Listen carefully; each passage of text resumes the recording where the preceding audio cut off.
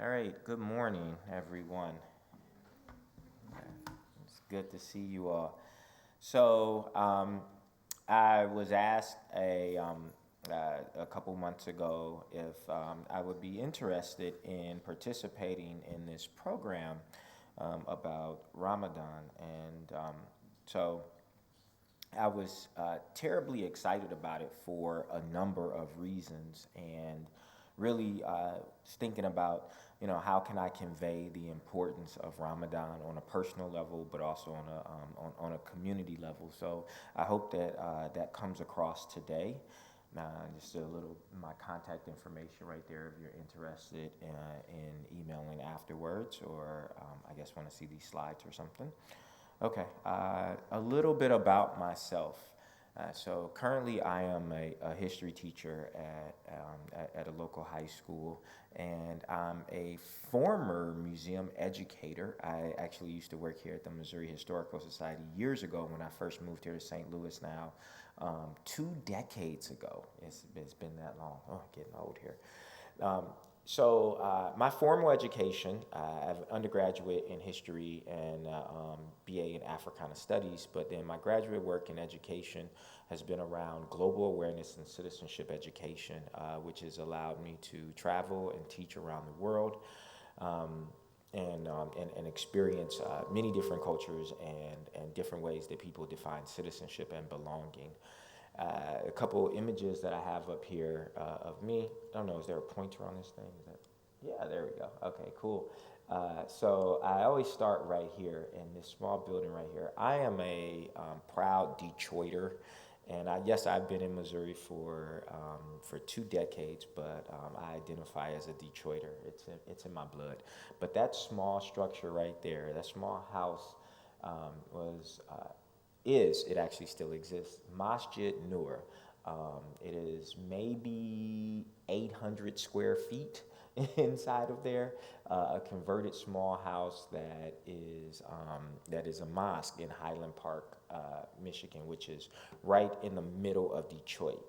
And that is where, in this upstairs room right here, is where I learned how to read the Quran. Here is where I prayed. There is a lot next door right there that's abandoned, that's open, and that's where my friends and we played and we got in trouble and all of those things. So, uh, being Muslim is a very interesting thing because um, when we talk about religions, a lot of times people have their associations with religion, and it's just in name. But as we're going to talk about today, there, there's the practice and the being of Muslim that is tied into our conversation today about Ramadan, that sets up an identity. Okay. First and foremost, when we start talking about Islam, we just want to make sure that we understand some things.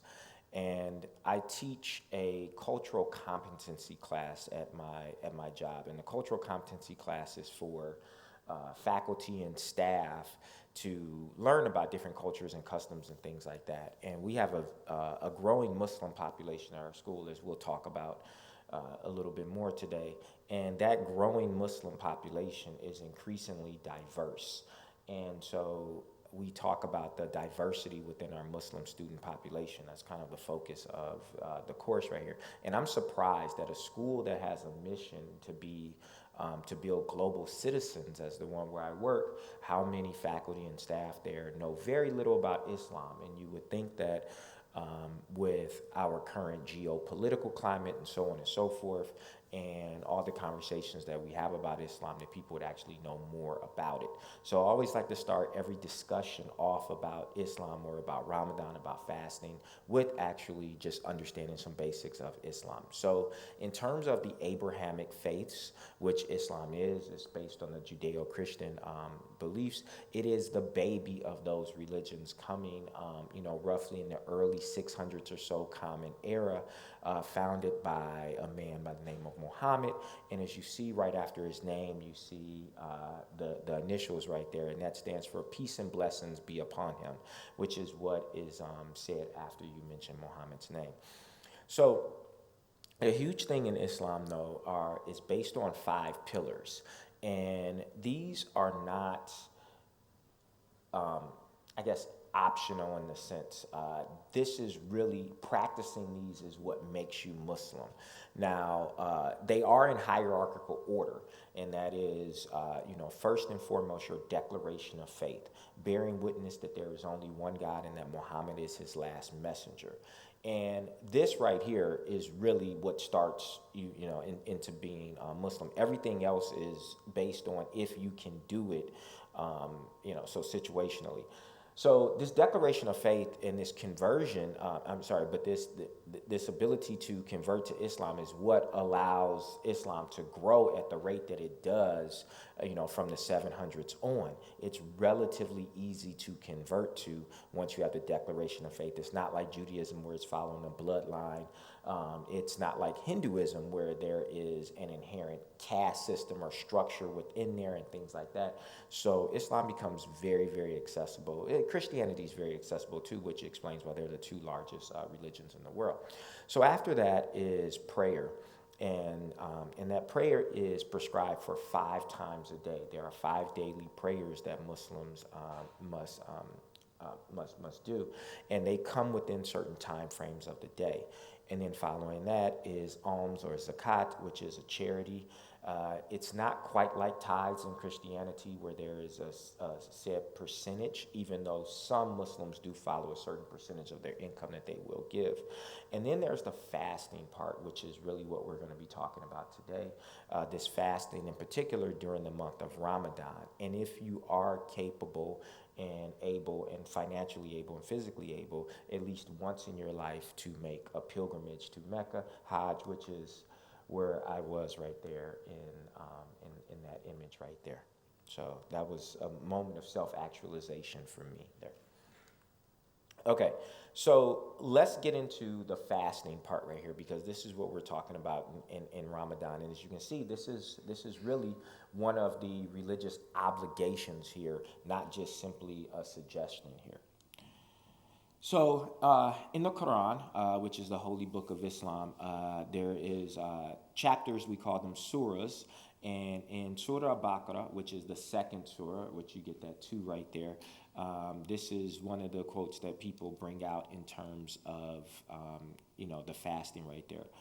O you who have believed, decreed upon you is fasting, as it was decreed upon those before you, that you may become righteous. And so this idea of fasting and fasting being the path of the righteous is not a particular Islamic concept. Fasting is something that all world religions have in some part, but then a lot of cultures and customs. And even here, I like to pull this up on some U.S. history right here. We see that in 1863, President Lincoln, along with Congress, they decreed a day of humiliation, fasting, and prayer. Now, I know what you're thinking as soon as you say humiliation. What are they doing? Like throwing like tomatoes at people, making jokes and stuff like that. That's not the humiliation right there. That is actually the idea of humility and humbling yourself. But the idea behind this was that it was a day that you were supposed to abstain from the secular, go into prayer, go into fasting and sacrifice. And these have been decreed throughout American history. If you look back, John Adams actually has one in 1789 when the United States is in a quasi-war with France and sailors are being abducted and things like that. And he decrees a day of fasting, humiliation, and prayer to repent, to purge yourself of sin, to offer a sacrifice.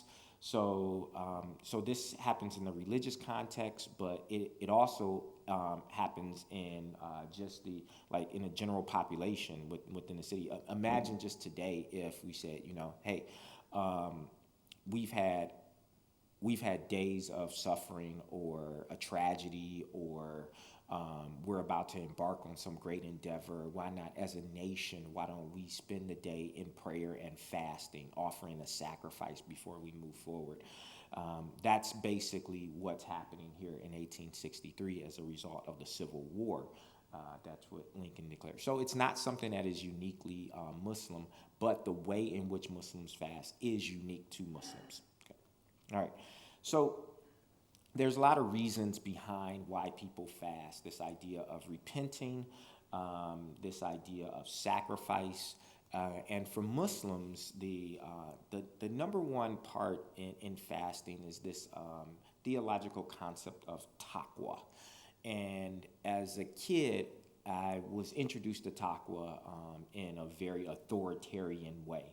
And that's this idea that it is based off of fear. Taqwa is the fear of God, having a fear of God. And as I've gotten older, I realized that, that's what older people do to kids. It's like, you're going to get in trouble if you don't do this. But it's more so thinking about this idea of a state of mindfulness and awareness of God that really leads to righteousness and protecting you against your sins right there. So it's this all-encompassing relationship with God. And I think about taqwa in this way. So when I first moved here, I remember I was at lunch with someone for a lunch meeting, and it was Ramadan. And you're like, why were you at lunch? And it was Ramadan. And we'll talk about how living in a community that is not Muslim, you end up having to go to lunch when it's Ramadan, and you just don't eat, right? But food's coming out and everything like that. And one of my coworkers at the time, she said, are you hungry? And I was like, no, I'm fasting, right? That's my response. It's like, it's not that I'm hungry or not. It's like, I'm fasting. And so she goes, if you eat something, I won't tell anyone, right? And I'm like, okay, all right, I get that, right? And that's the thing about fasting. I could literally say to everyone that I am fasting, and then when no one's looking, I can very easily, start sneaking Cliff Bars or drinking water or something like that, right? That's absolutely, no one would know, right? But I would know. And if I have faith, I believe that a higher power would know. And that's really what fasting does. Fasting is about your personal relationship with something greater than yourself, and acknowledging that and being constantly in remembrance of that. And so the fasting brings you closer because no one else is watching. It is literally just you. You're doing it because it is the right thing for you to do. And so for me, that idea of taqwa really is highlighted in fasting because I'm the only person that's ultimately accountable for that. And so it really helps me do the right thing when no one else is looking. And so that's really what Ramadan brings out, and at the heart of this fasting and sacrifice is this idea of building taqwa. Now, you will have various theologians, they may define it in other ways, and there's definitely different ways to look at what taqwa is, but at its essence, that's what it is. It's that closeness, it's that relationship, and love for the guidance of God, right? And being in alignment with that.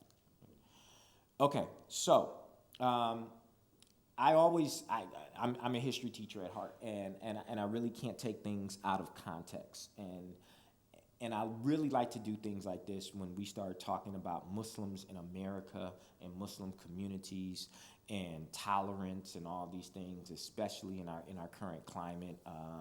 And I look back as early as 1805. So iftar is the practice of breaking fast. That is when you break fast. So there's sahur when you start your fasting in the morning, and there's iftar when you break fast.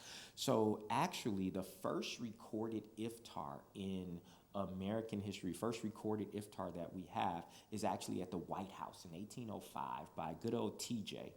Okay, and Thomas Jefferson, he has a guest from the Ottoman Empire. He's an envoy, And so the United States is in the process of trying to work out treaties with the Ottoman Empire. We know the Treaty of Tripoli comes a little bit later, and so on. But he realizes he wants to have the meeting at 3:30, but realizes that it's during Ramadan, and he changes it to have the meeting after, and invites the envoy to have a meal at the White House, thus making this the first iftar. So we see our founding fathers actually having an acknowledgement of world religions and customary things. And interesting enough, if you ever want to pick up a really, really good book, it's called Thomas Jefferson's Quran. And Thomas Jefferson owned a Quran, which was not uncommon for learned men at the time to better understand like politics and customs in particular of the Ottoman Empire at the time. And when he has a fire, one of his libraries burns down, and one of the first books that he goes back and purchases again is a Quran. So it shows kind of the importance of that. But once again, kind of sticking with this history theme and looking at Muslim presence in America and this idea of fasting, just Muslims in America, I even throw out there Islam in early America. There's quite possibly that there are Muslims that came over with Columbus. You say, huh? No, that makes no sense, right? Okay. Well, let's unpack a little bit of this history here. So we know for certain that Columbus sailed the ocean blue in 1492. And that's often the tale that we know and understand about Columbus sailing the ocean blue, 1492. That's the big thing. But 1492 is a very significant date in world history outside of Columbus stumbling around the globe. It's actually the end of the Reconquista, or the Reconquest. And this is where indigenous people to the Iberian Peninsula that are primarily Catholic, they reconquer the Iberian Peninsula from Muslims that had basically been in control of the Iberian Peninsula, great portions of the Iberian Peninsula, for over 700 years at that time. And so there's periods of peace, there's people that convert back and forth or whatever, but the Iberian Peninsula is very complicated. We also have, a few years before that, we have the Spanish Inquisition, which poses a huge refugee crisis for Jews and Muslims on the Iberian Peninsula as they're being kicked out and things like that. But if you recall, Christopher Columbus, he gets granted the crew for these ships. And the people that are granted, they're the people that are that they want to kick out of the country, or they're prisoners and things like this. And so a lot of historians now are rethinking this and thinking about, well, okay, so who are the undesirables on the Iberian Peninsula in 1492? And a fair amount of them would be Jewish and Muslim. So we see as early as we can trace back to 1492, we see possibly a Muslim presence here. But even more so than that, though, we see some of the Spanish that are coming over here. There's a gentleman by the name of Estevanico who was apparently a polyglot, but he went off on one of the early inland expeditions looking for the city of gold and so on and so forth.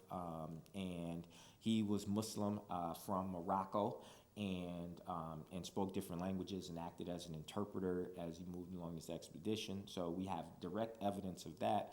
But then even if we look at, and this is what Jefferson really is, you kind of see the disconnect that Jefferson has with his political ideals and this idea of accepting and understanding Islam on one level, but then being completely and totally ignorant of Islam on the other level.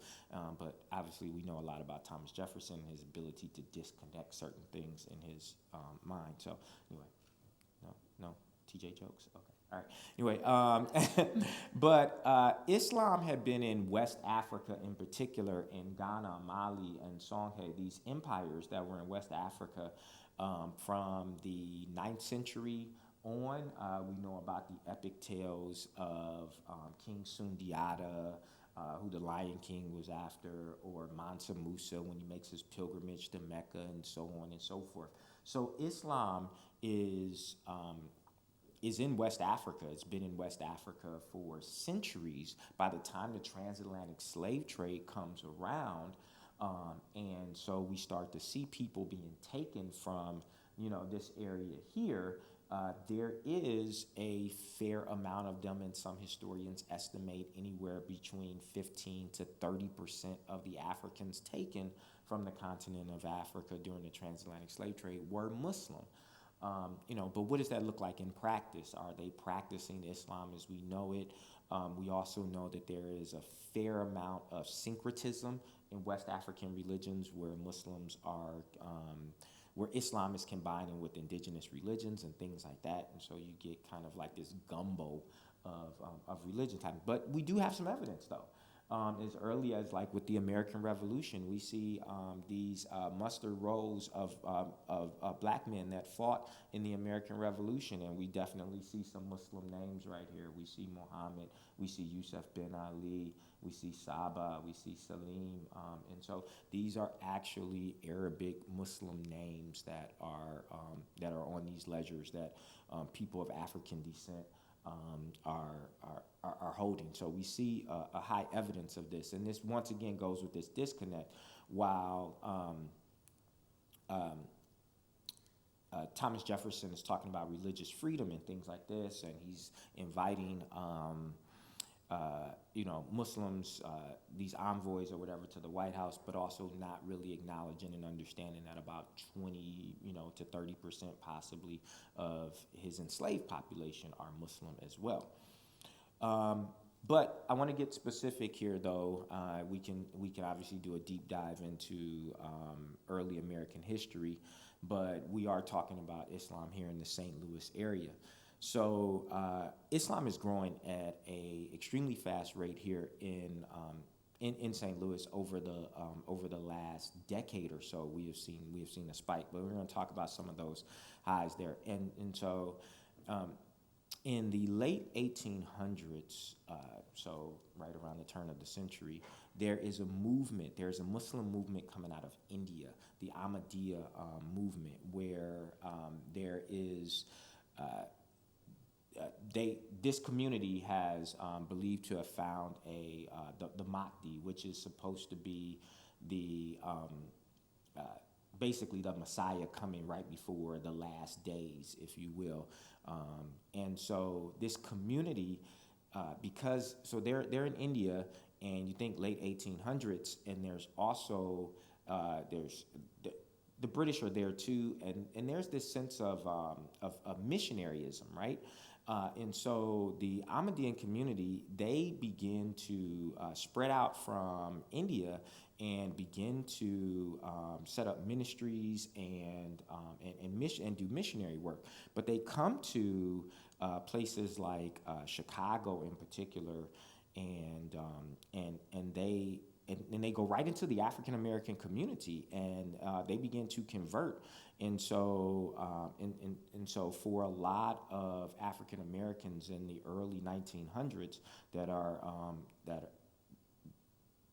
looking for options other than mainstream Christianity and so on and so forth, the Ahmadiyya Muslims, they set up these communities and convert. And so here in St. Louis, we actually have a Ahmadiyya Muslim community. They have the Ahmadiyya Muslim. They have like 80 chapters or so in the United States, and there's one here that has been here for about 70 years, actually, here in St. Louis. A very strong Muslim community. As a matter of fact, my cousin is Ahmadiyyan Muslim, and so the community is very strong, very vibrant here, and has been established. And then we look at other major waves of Muslims coming to Islam coming to the United States, and we see the early Arab immigration. We see the collapse of the Ottoman Empire. So obviously there's this close connection between the United States and the Ottoman Empire over and over again. But Lebanon, Syria, Palestine, Jordan, and so on and so forth. And early on, these were a lot of Christian Arabs that are coming as refugees as the Ottoman Empire is collapsing. Arab nationalism is rising, and so on. And so Christian Arabs are leaving. I know in Detroit, where I grew up, there's a large concentration of Chaldean Arabs who are they're Catholic actually, and so but then we start to see that by the by the late to mid 1900s, we start to see large amounts of Arabs coming from, in particular, the Arabian Peninsula and so on, coming to areas like Chicago and Detroit, which outside of Detroit has the largest concentration of Arabs outside of the Middle East, and Dearborn, Michigan, but they're actually all over. And that's because of jobs. Henry Ford did a heck of a job recruiting from the Arabic world. And then later on, we see various immigration acts that also contribute to the growth of the Muslim community here in the United States, from the mid 1960s, going all the way through the various refugee crises and civil wars of the 1970s and 1980s that increases the Muslim population here. So as you can see, like all of these different places that we're looking at Muslims from like all over, really, and so we start to see really the complexity of the Muslim community. And here in St. Louis, we even see it more so by the mid to late 90s, with the Bosnian diaspora created as a result of the genocide that happens, and then the displacement. And we have in St. Louis a very vibrant, large Bosnian community, and Bosnians are, majority of them do identify as Muslim. Okay? So then, and we look at the population here today, anywhere between 50 to 70,000, and mostly in the largest Muslim population in St. Louis is a Bosnian population, and that's interesting because the Bosnian population, they are Muslim, but they're also Bosnian, and that is and that's an interesting dynamic within the Muslim community. So as we've seen, though, in the last 2 decades or so, increase in populations coming here from the subcontinent. So India and Pakistan, Bangladesh, and so on. And so this rate of growth right here, anywhere between 15 to 20,000, and it's getting larger and larger. And so a majority of obviously the Pakistanis are predominantly Muslim, and there's a fair amount of Indian that are Muslim as well as Hindu. Okay, there we go back there. Okay, so they're moving to areas like Creve Coeur, Chesterfield, Baldwin. The school where I teach, I've seen an increase. I've been there for 15 years now. I've seen a great increase in the Muslim population, and particularly from the subcontinent as well.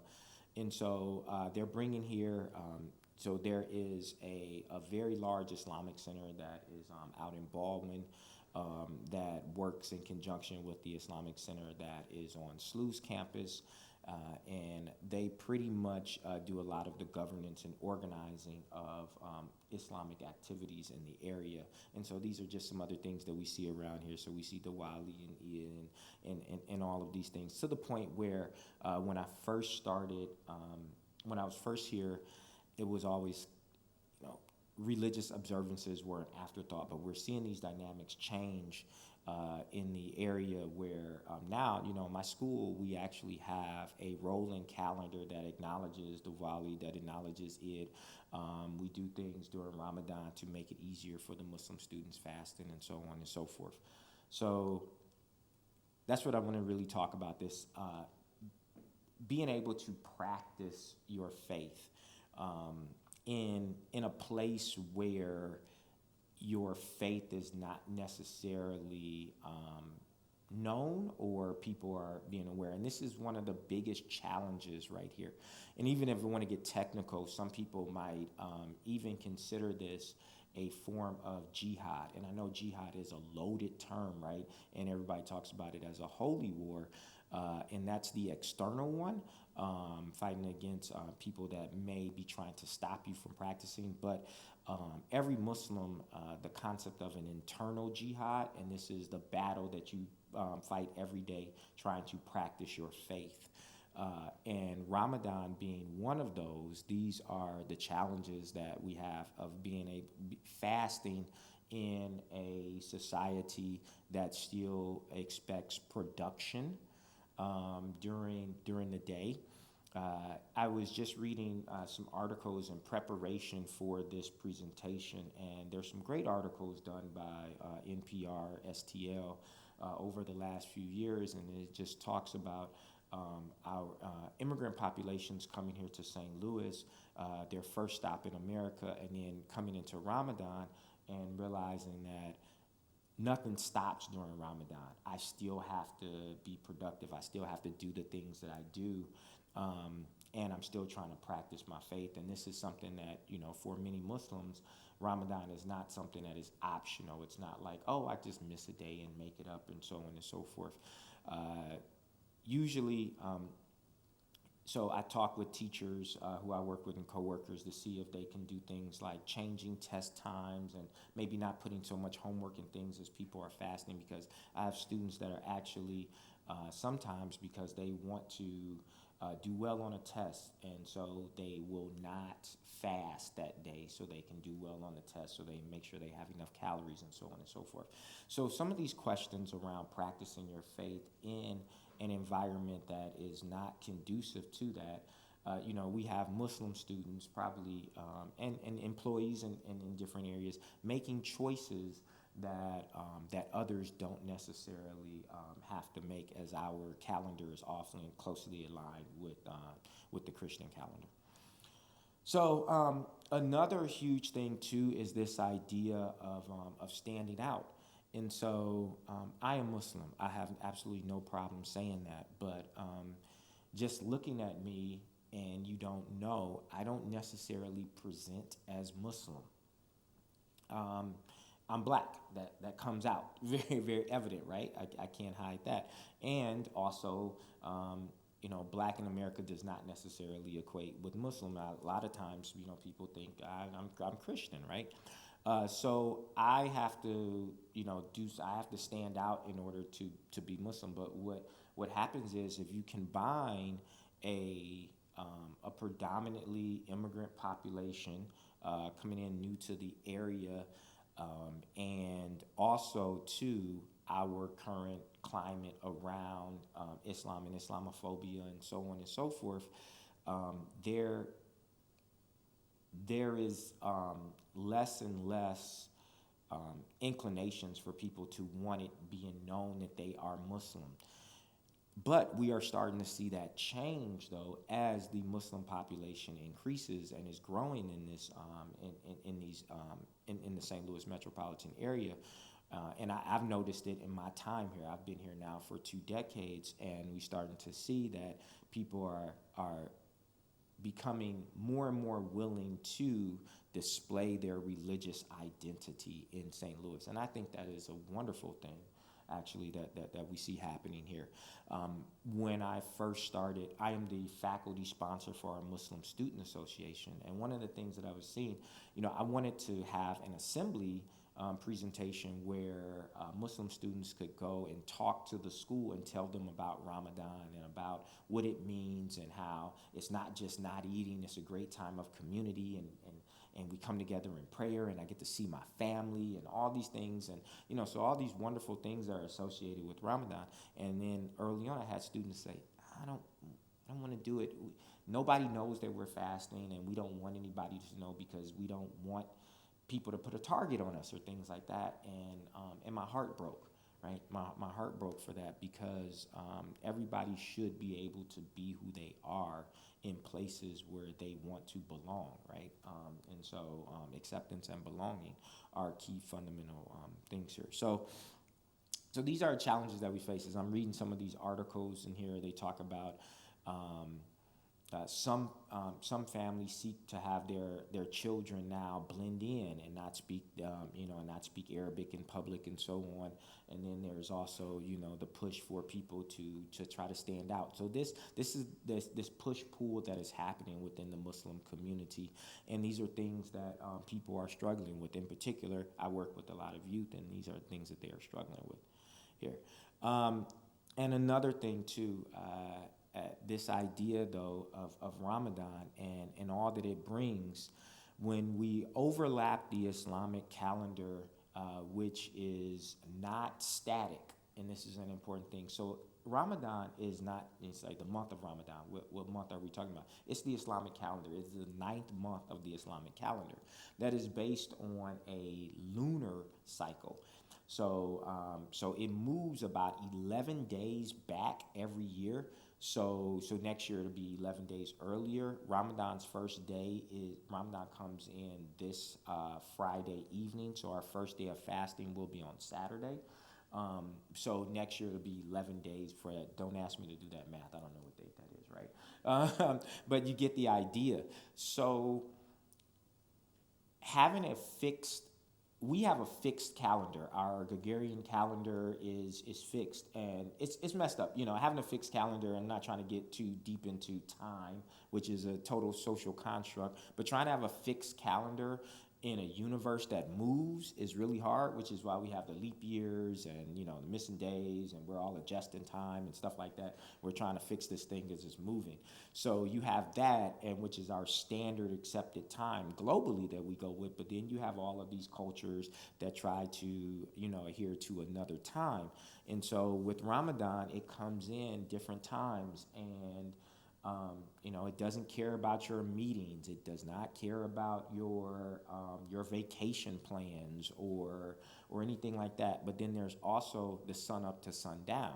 And so some people say, well, it's great though. You get to the winter and the days are shorter, so your fasting is shorter, so that's great. Possibly that's great. I don't know. I kind of like it during the summer as a teacher because I'm off and it doesn't disrupt my schedule that much. But then there's also the evening once you break fast, and then there are prayers that are in addition to your 5 prayers. There's these nightly prayers at the mosque where you come into community, and they're wonderful, and you go there and you're in remembrance, but you're there until 11, 12 o'clock at night, and then you have to wake back up the next morning. So now you're talking about getting 4 and 5 hours of sleep and things like that. So now I'm in a caloric deficit, and I'm also sleep deprived, but I am closer to God, I promise you, right? Yeah. And so in all of this, and you think like, okay, so I start cutting your calories, and then I start cutting your sleep time and things like that. What's gonna happen here? My mood is going to be something else, right? So in actuality, you can break your fast not simply by eating or drinking, but also getting angry can break your fast. So you are supposed to be at a state of peace. So that is where all of that taqwa and all of that belief comes in, and that's why Ramadan holds people in community, because everybody's there trying to hold their stuff together, right? And it is just a great community to be in. That reaffirms kind of everything that you're doing there. So I definitely want to. I can go on and on, obviously, but just some very simple things, right? So in fasting, one of the best things that you can do is for someone fasting is to give them something to break their fast with. If you have a friend that's Muslim and you want to cook for them when they break their fast, that would be something awesome.